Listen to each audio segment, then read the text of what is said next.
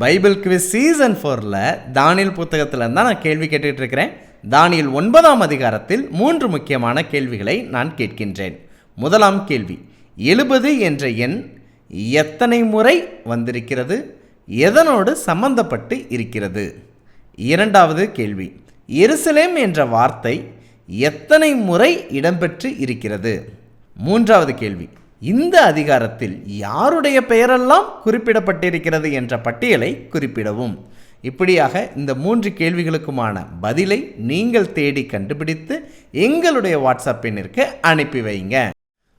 ஒவ்வொரு மாதமும் 11ஆம் தேதியிலிருந்து 20ஆம் தேதி வரைக்கும் நம்முடைய பைபிள் ஸ்கூல் சேனலில் பைபிள் குவிஸ் வேத வினாவிடை போட்டி நடைபெறுகிறது. இந்த மாதத்திலிருந்து செப்டம்பர் மாதத்திலிருந்து டிசம்பர் மாதம் வரைக்கும் இந்த போட்டியில் பங்கு பெறக்கூடியவர்களுக்கும் சரியான பதிலை அளிக்கக்கூடியவர்களுக்கும் டிசம்பர் மாதம் ஒரு நல்ல பரிசை உங்கள் வீட்டிற்கு அனுப்பி வைக்க நாங்கள் குழுவாக திட்டமிட்டிருக்கிறோம்.